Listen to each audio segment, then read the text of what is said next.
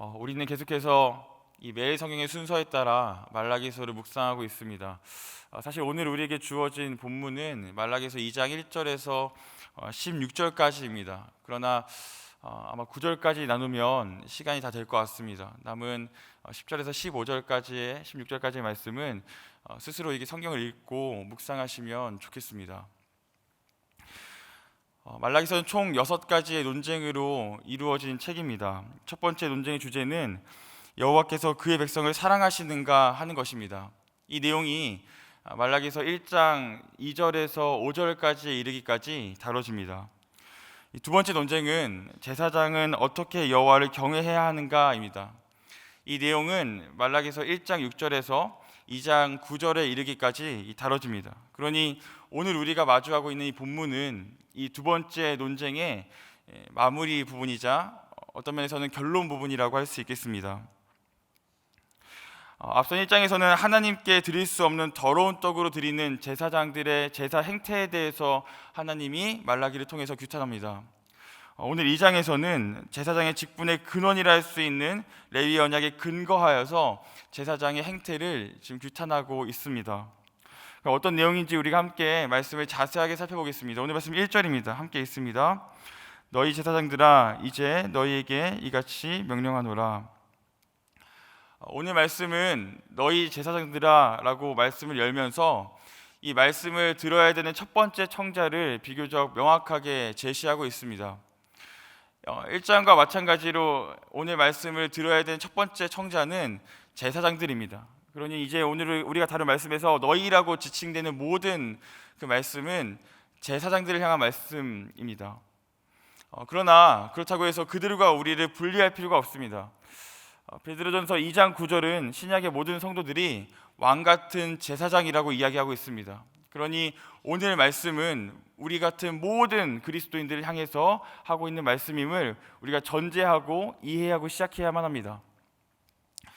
먼저 우리는 여기서 명령이라는 단어를 좀 면밀하게 살펴볼 필요가 있습니다. 이 명령이라는 표현이 쓰인 것이 좀 독특합니다. 왜냐하면 2절에서 명령을 하겠다라고 말씀하신 이후에 사실은 명령이 나타나질 않습니다. 우리가 흔히 생각하는 어떤 명령의 형태가 나타나지 않고 도리어 어떠한 선포의 형태가 나타나는 것을 우리가 볼 수 있습니다. 오늘 말씀에서 쓰이는 이 명령이라는 단어는 이 오경에서 주로 하나님의 명령 그 자체를 드러낼 때 쓰이는 단어입니다. 특별히 신명기에서 43번이나 사용될 정도로 하나님의 명령이 임할 때에 이 단어가 동반되어서 사용되어졌습니다. 그러나 이 명령이라는 단어가 오늘 우리가 보고 있는 말라기서에 오면 이것이 그냥 하나님의 명령 자체가 아니라 하나님을 영화롭게 하지 않은 자들에 대한 어떤 저주와 심판을 선포하는 개념으로 바뀝니다. 그러니까 오늘 말씀의 명령은 명령 그 자체라기보다는 하나님을 경외하지 않은 자들에게 주어지는 엄중한 저주의 심판, 그 선고라고 할 수 있겠습니다. 그 내용이 어떤 것인지 2절에서 3절이 담아내고 있습니다. 제가 읽어드리겠습니다. 만군의 여호와가 이르노라 너희가 많이 듣지 아니하며 마음에 두지 아니하여 내 이름을 영화롭게 하지 아니하면 내가 너희에게 저주를 내려 너희의 복을 저주하리라. 내가 이미 저주하였나니 이는 너희가 그것을 마음에 두지 아니하였음이라. 3절 읽겠습니다. 시작. 보라 내가 너희의 자손을 꾸짖을 것이요 똥 곧 너희 절기의 희생의 똥을 너희 얼굴에 바를 것이라. 너희가 그것과 함께 제하여 버림을 당하리라. 하나님을 영화롭게 하지 않은 자들에 대한 그 저주가 어떠한 것인지에 대해서 구체적으로 설명하십니다. 그 내용은 너희 제사장들의 복을 저주하겠다라는 겁니다. 주어를 잘 보셔야 됩니다. 주어가 제사장 자체를 말하고 있지 않습니다. 제사장들이 줄 그 복에 대해서, 제사장의 복에 대해서 하나님이 지금 저주하시겠다고 말씀하십니다. 본문 당시의 사람들은 이 예배가 끝나고 나면 제사장들의 축복을 받곤 했습니다. 이것이 하나의 시대적 풍습이었습니다. 삶의 문제를 가지고 나와서 제사장에게 나가면 제사장이 그를 위해서 기도하고 축복해 주었습니다. 그런데 지금 하나님이 그 제사장의 축복을 저주하시겠다라고 이야기를 하는 겁니다. 그렇게 되면 이 제사장들은 더 이상 복의 근원이 아니라 심판과 저주의 근원이 되고 맙니다. 심지어 하나님은 이 일을 미래의 어떤 시점에서 행하시겠다고 말씀하시지 않고 이미 그 일을 행하였고 이미 내가 그 저주를 너희에게 행하였다라고 말씀하고 계십니다. 여러분, 이것이 무엇을 의미할까요? 제사장 자체를 저주하시겠다가 아니라 제사장이 행할 그 복을 저주하시겠다라고 말씀하시는 것은 곧 제사장의 정체성 자체를 상실하게 될 것이라는 것을 말씀하는 겁니다. 제사장이 복을 잃어버렸다라는 것은 더 이상 제사장으로서의 어떤 가치나 의미가 없음을 이야기하는 겁니다. 그 정체성의 상실을 똥이라는 이미지를 통해서 설명하십니다. 가장 정결해야 할, 가장 구별되어야 할, 가장 거룩해야 할 제사장이 배설물을 다 뒤집어 쓴다는 것은 그 당시 시대로서는 상상할 수 없을 만한 수치였습니다. 하나님이 그 기능을 제대로 하지 못하는 제사장들을 향해서 내가 이 행할 수 없는 수치를 행하면서까지 너희를 저주하겠다, 아니 그 저주를 이미 행하고 있다라고 말씀하시며 제사장들의 정체성을 상실케 해버리십니다. 여기서 우리는 한번 질문해 봐야 합니다. 도대체 왜 하나님이 이토록 분노해 계신가?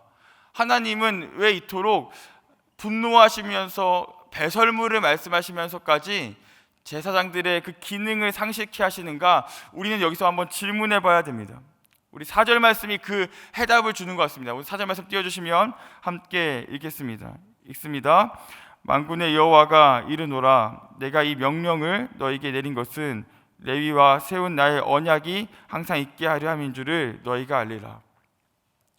하나님 말씀하십니다. 이 명령을 너희에게 내린 것은, 다시 말해서 용례상 내가 너희에게 이 저주를 내린 것은 레위와 세운 나의 언약을 항상 있게 하려 함이라. 하나님이 분노하시는 이유가 여기에 있습니다. 제사장들의 불순한 그 행동이, 제사장들의 걸맞지 않았던 그 행동이 하나님께서 보존하시고자 하는, 하나님께서 꼭 지키시고자 하는 그 매우 소중한 것을 위협하고 있기 때문입니다. 그게 바로 레위와의 세운 언약입니다. 하나님의 심판과 경고는 이 언약을 지속적으로 유지하는데 그 목적이 있습니다. 여기서 우리는 한 가지 희망을 발견할 수 있습니다. 제사장들에게는 비탄할 수밖에 없는 이 자리에서 감탄할 수밖에 없는 한 가지의 이유를 우리가 발견합니다. 그것은 뭐냐면 하나님은 결코 심판을 위해서 심판하시는 분이 아니라는 겁니다. 하나님의 심판은 반드시 그 대상을 향한 어떤 기대를 수반합니다. 그래서 그 심판을 통해서 하나님이 원하시는 그 기대치에 이르기까지 하나님은 끝까지 역사하신다라는 겁니다. 이것을 다시 한번 뒤집어 보면 심판을 통해서 하나님이 원하시는 그 지점이 있다라는 겁니다. 심판 자체가 의미 있는 것이 아니라, 심판을 통한 그 진노와 하나님의 분개가 의미 있는 것이 아니라 그 진노 뒤에 하나님이 원하시는 어떠한 지점, 하나님이 이끌어 가시고자 하는 어떠한 지점이 있다라는 겁니다. 레위의 언약이 바로 그 지점이었습니다. 제사장들에게 있어 하나님이 원하시는 바 뜻하시는 것은 이 레위의 언약을 지켜서 그것을 회복하는 겁니다. 이것이 어떠한 의미인지에 대해서 5절에서 7절은 더 구체적으로 이렇게 이야기합니다. 5절에서 7절을 함께 교독하시겠습니다. 제가 5절을 읽고 여러분이 6절을 읽고 7절을 함께 읽겠습니다. 제가 먼저 읽습니다. 레위와 세운 나의 언약은 생명과 평강의 언약이라. 내가 이것을 그에게 준 것은 그로 경외하게 하려 함이라. 그가 나를 경외하고 내 이름을 두려워하였으며.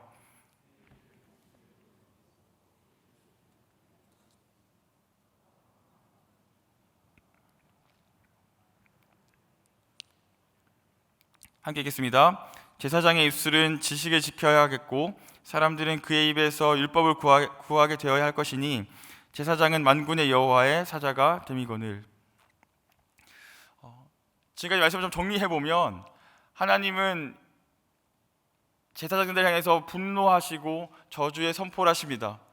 그것은 단순히 그 저주 자체가 의미 있는 것이 아니라 저주를 통해서 하나님의 심판을 통해서 무엇인가 이룰 그 상이 있다라는 겁니다. 기대가 있다라는 겁니다. 그리고 그 기대가 바로 레위의 언약인데, 이제 그 레위의 언약이 어떤 것인지를 말씀이 직접 서술하고 있습니다. 레위의 언약이란 단어가 말라기로부터 선포되었을 때 제사장들은 자연스럽게 민수기 25장 11절에서 13절까지 말씀을 기억해냈을 겁니다. 그 내용이 이러합니다. 이스라엘이 광야에 있을 때 바알을 숭배하는 배교 행위를 합니다. 그 누구도 이 배교 행위에 대해서 이의를 제기하지 않습니다. 많은 이들이 자연스럽게 그 바알을 따르면서 모두가 다 그 배교 행위에 참여합니다. 근데 그때 하나님의 질투심, 하나님의 마음을 담아서 이 배교 행위에 대해서 이의를 제기하고 이것을 규탄하는 한 사람이 있었는데, 그것이 제사장의 손자였던 아론의 손자였던 비느하스였습니다. 비느하스가 하나님의 마음과 하나님의 심정을 담아내서 그 배교 행위를 했던 이스라엘을 심판합니다. 그러자 그때 하나님께서 그에게 주셨던 것이 평화의 언약이었습니다. 하나님의 마음을 담아내자 이스라엘에게 퍼져갔던 그 연병이 그칩니다. 이스라엘을 속죄하게 한 겁니다. 그것이 평화입니다. 하나님이 비느하스를 통해서 이스라엘과 하나님의 그 관계를 다시 한번 회복하시고 평화를 선포하시는 겁니다.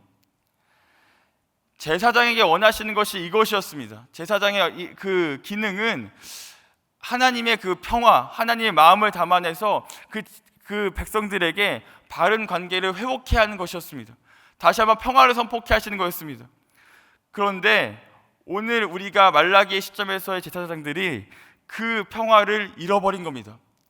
하나님과의 관계를 회복해야 하는데 제사장들이 그 업무를, 그 임무를 성실하게 수행해내고 있지를 못하는 겁니다. 하나님이 그토록 지키고 싶어 하셨던 것은 바로 이겁니다. 제사장들을 통해서 하나님과 이 백성들이 바른 관계를 회복하고 바른 예배를 드리고 다시 한번 그 평화와 자비함 속으로 다 들어가는 겁니다.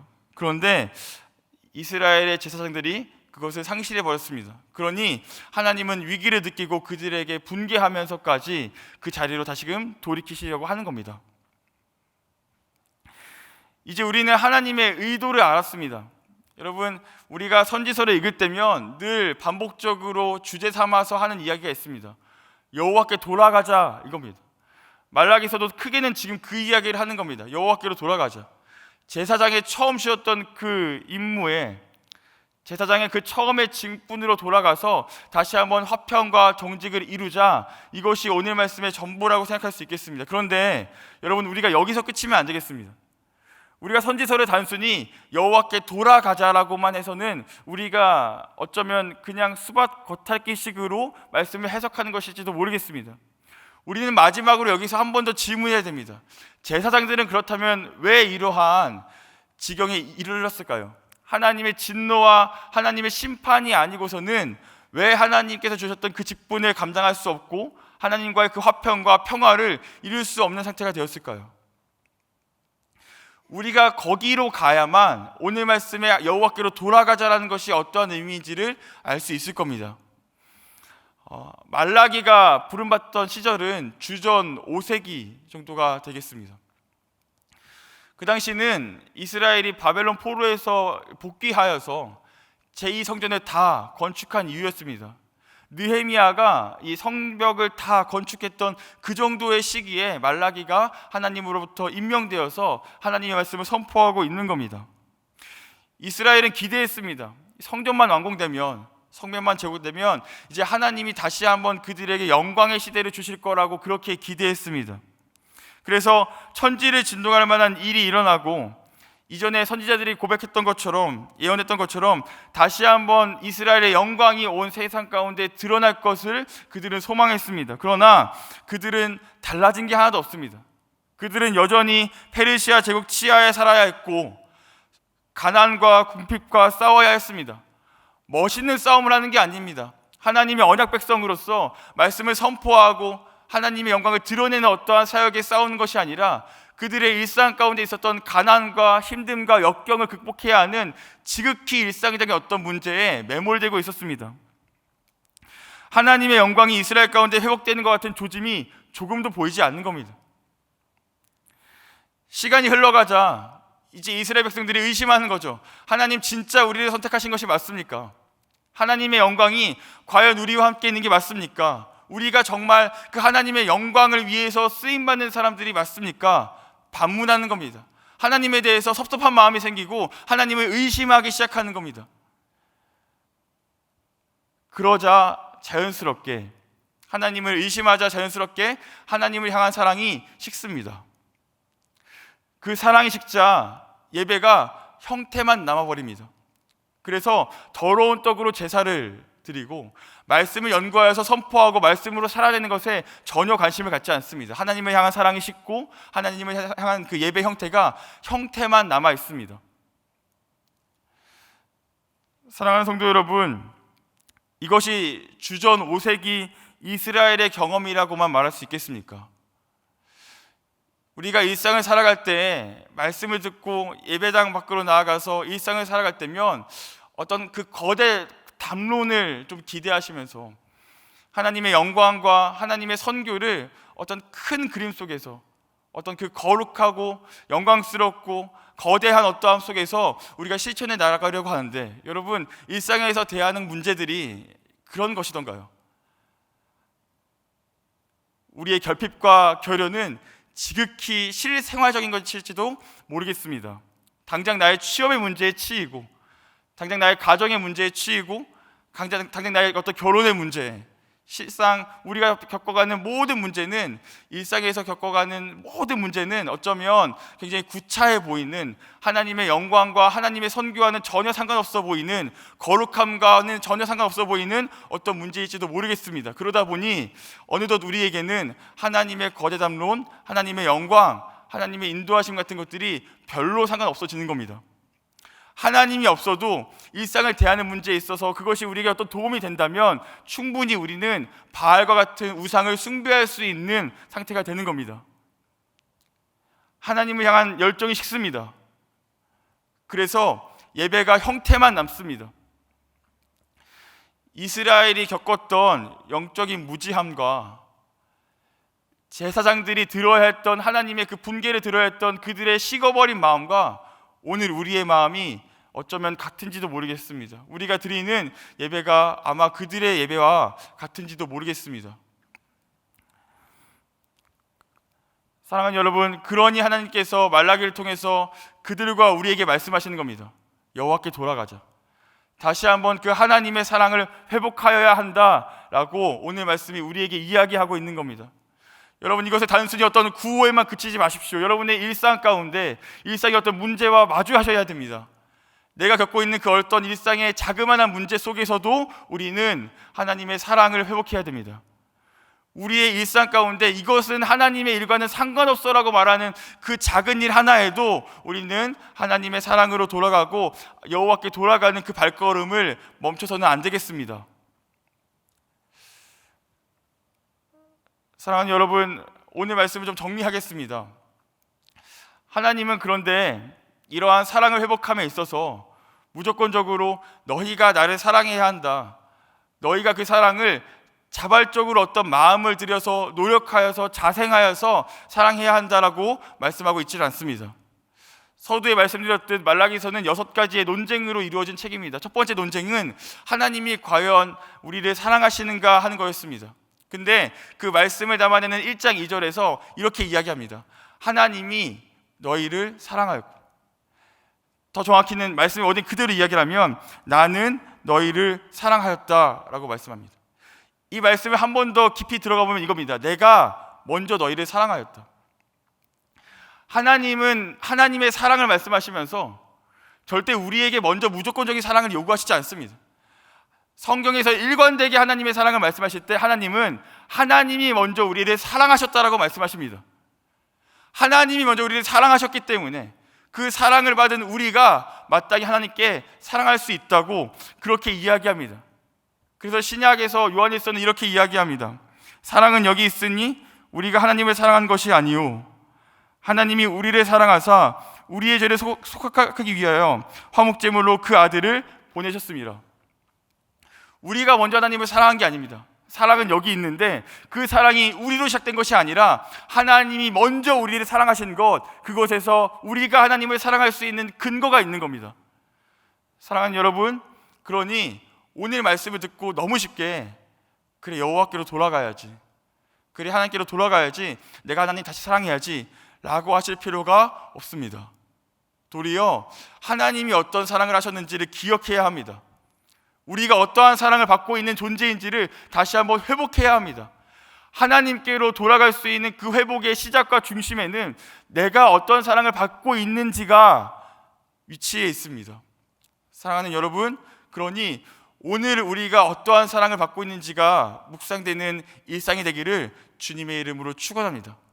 내가 나의 힘을 들어서 억지로 열심히 하나님을 사랑하기 이전에 제사장으로 쓰임받기를 소망하는, 레위의 언약을 인도하시는 그 하나님의 분노 안에 감춰진 그 사랑의 의미가 얼마나 큰지를, 하나님이 나를 얼마나 사랑하셔서 포기하지 않고 끝까지 레위의 언약으로 인도하시는지를 경험하게 되는 오늘 하루가 되기를 주님의 이름으로 축원합니다. 우리 시간 함께 기도하시겠습니다. 기도하실 때 때로는 분노하시면서까지 우리에 대한 기대를 포기하지 않는 그 사랑이 경험되는 하루가 되게 해달라고. 하나님, 우리가 주님을 사랑하기 전에 먼저 우리를 사랑하셨던 그 하나님의 사랑이 오늘 하루를 지배하며 경험될 수 있는 한 날 되게 하여 주시옵소서. 우리 이 시간 이러한 기도의 제목 가지고, 또 여러분들이 가지고 나온 기도의 제목 가지고 함께 기도하시므로 나아가시겠습니다. 기도하시겠습니다. 하나님 아버지, 감사합니다. 주께서 오늘 이 시간 우리에게 말라기서의 말씀을 통하여서 다시 한번 주께로 돌아가야 함을